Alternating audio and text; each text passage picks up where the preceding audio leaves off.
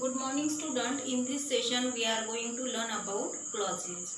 What is meant by clause? A clause is a group of words that has a subject and a predicate. There are two kinds of clauses. Clause means a group of words in which that has a subject. There is a subject in that group and there is a predicate also. It is known as clause. And there are two types of clauses. The first is independent or main clause. The first type of clause is independent clause or main clause, and the second type is dependent or subordinate clause. Second type is dependent or subordinate clause. What is the difference between independent or main clause and dependent or subordinate clause? We are going to learn it. First, we take main clause. Main clause means an independent clause is a group of words that has a subject and a predicate. It expresses a complete thought. It does not depend on anything else for its meaning.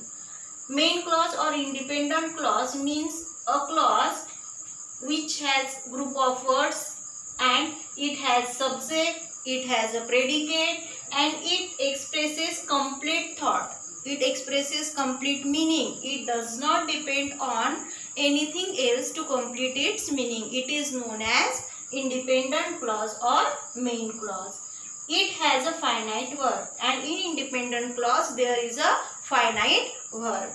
Example, Jack built this house. In this sentence, built is a finite verb and this sentence makes a complete sense. This sentence makes a complete sense, so it is a independent clause. It does not depend on any other sentence to complete its meaning. It completes its meaning itself. So we call this clause as a independent clause or main clause.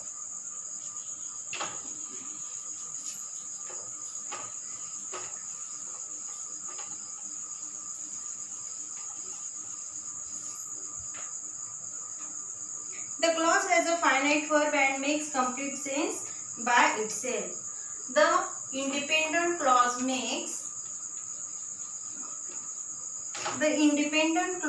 has a finite verb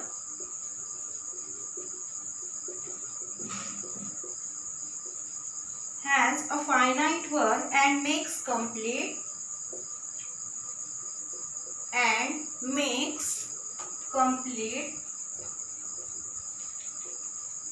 sense by itself.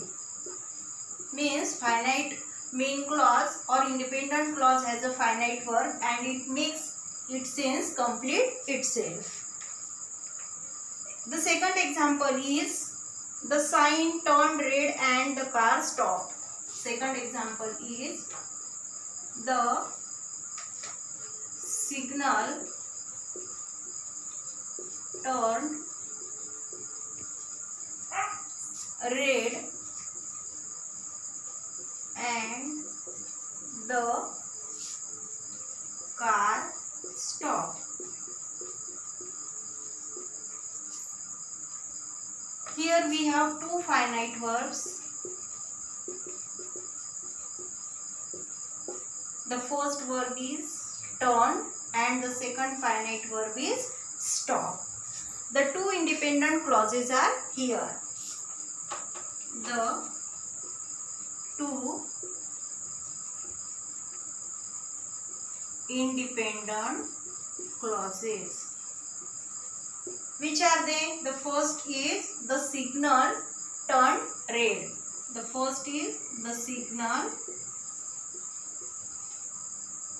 turned red and the second is the car stopped.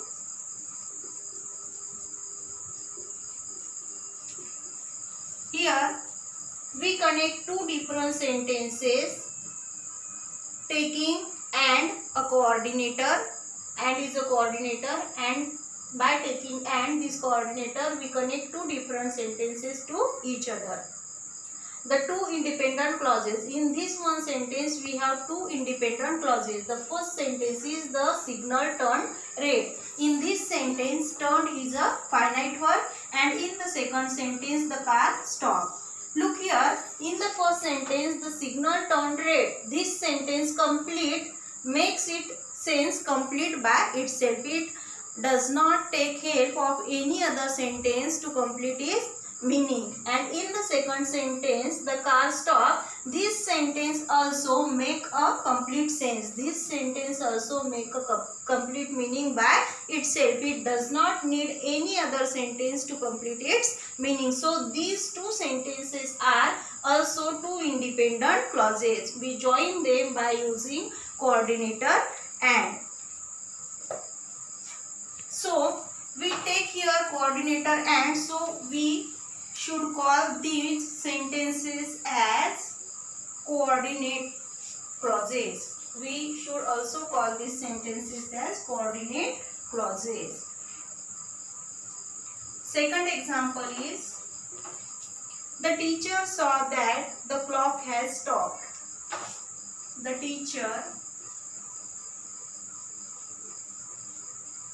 saw that the clock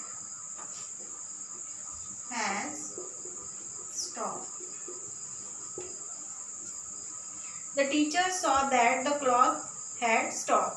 Finite verb saw and has stopped.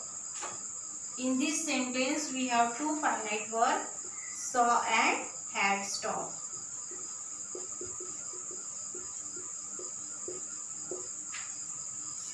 In the sentence given above, the independent clause is the teacher saw. The other clause, that the clock had stopped, a dependent clause. Now in this sentence, the teacher saw. If we take this sentence, it means the half sentence, the teacher saw. Then this sentence makes its complete sense by itself.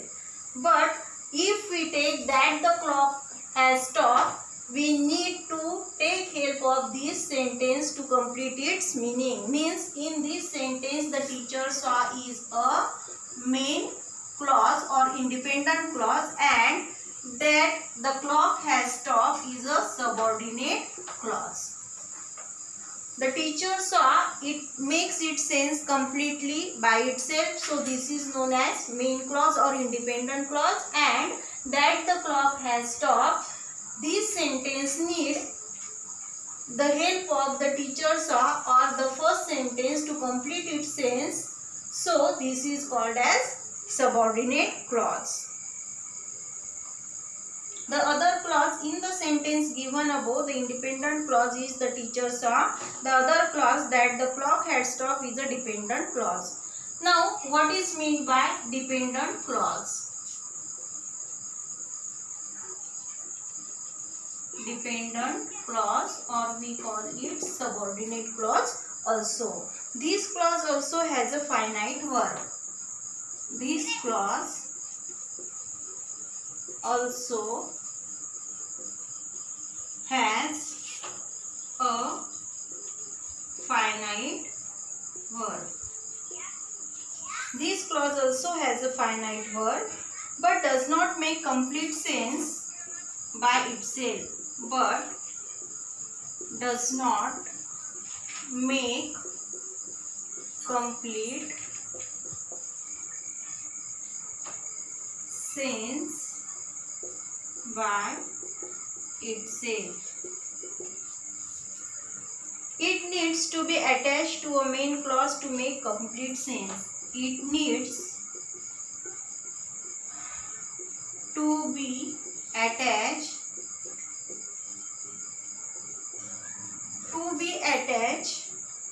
to a main clause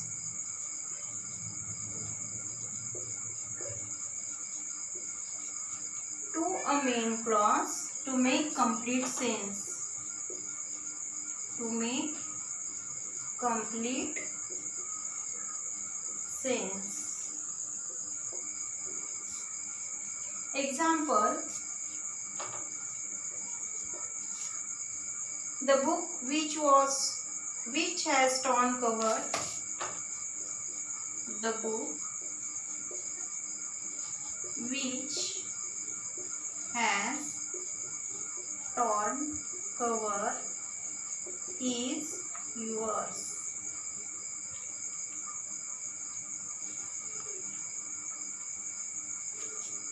Here is verb has and is. These are finite verbs. What is meant by dependent clause or subordinate clause? This clause also has a finite verb. In dependent clause there is also a finite verb but does not make complete sense by itself. But this sentence does not make complete sense by itself. It need to be attached to a main clause to make complete sense. This dependent clause needs to take the help of main clause to complete its sense, to complete its meaning. Here we take an example. The book which has torn cover is yours. Here, which has torn cover is yours. Which has torn cover. This is the subordinate clause or dependent clause because this sentence takes the need of the main clause to complete its meaning. So it is known as dependent clause.